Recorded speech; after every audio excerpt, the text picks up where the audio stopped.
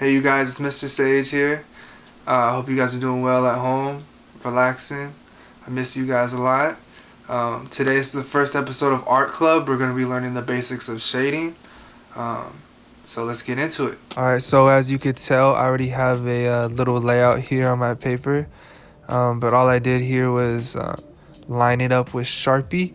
I don't even have a ruler, so I just used the side of a paper. But if you have a ruler, that could help you out too. You don't really need these guidelines, but I just feel like it's easier and it gives you a little template for what I'm going to show you. So now we got our guideline. Make sure we have our right pencil, writing utensil.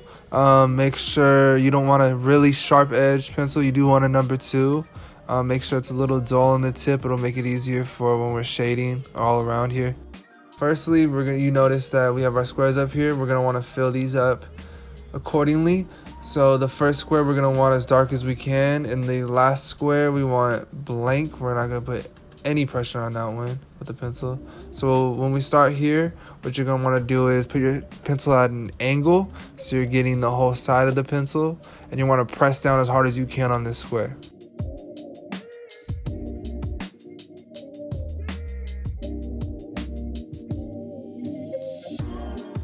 Alright, so now with this next one, you're not going to want to push as hard, but you're going to want to push pretty hard.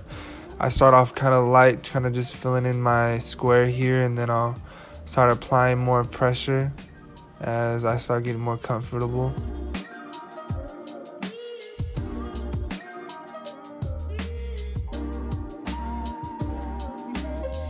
And then we'll reach our middle square here, and we're just going to put that the medium tone, again starting light, and then we're just going to go ahead and add pressure the darker that we need it. And then for our last square here, just very light because this is right next to our plane square. So the pressure, you don't want too heavy on that one. And there we go. Alright, so the squares that we just did, we're going to use that as a guideline for our next shading rectangle here. Releasing the pressure as we go on. But right here, I'm putting a lot of weight on it. Again, keeping your pencil at a good angle.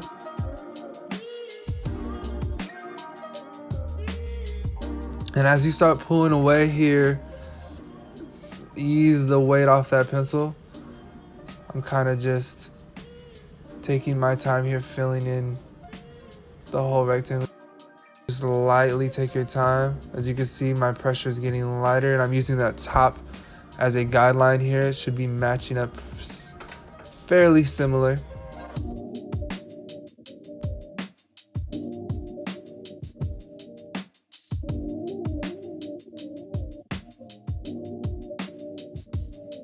Again, I'm kind of at an angle here, so I'm not seeing my paper fully, so apologies if my shading isn't the best.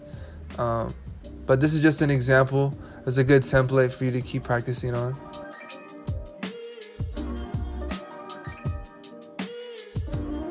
So for our last slot, we're going to do hatching.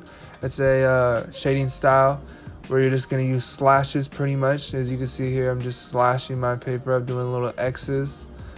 You should be doing this all the way across. Again, there should be little like holes in your paper.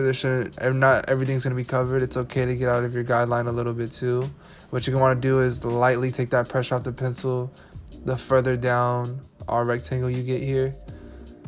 As you can see, I'm slowly just taking my time here, hatching, watching the weight of your pencil.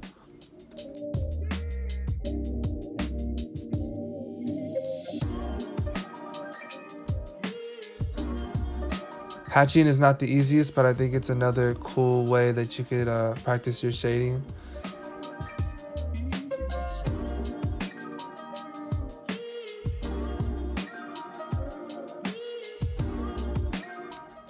And there you have it. That's the techniques I want you guys to practice on. And just know I am here to tell you to keep going. Do not stop. Keep practicing. If it's something you're passionate about learning and being able to do, you have the capabilities. It's just all about practice. And then over here at the end here, we'll sign our paper. So next time we're going to be getting into the shading of shapes. If you guys have any recommendations, please leave them in the comments. I'd love to help you guys with certain areas or certain project ideas that you guys want to do, or certain type of art styles. But other than that, see you guys next time.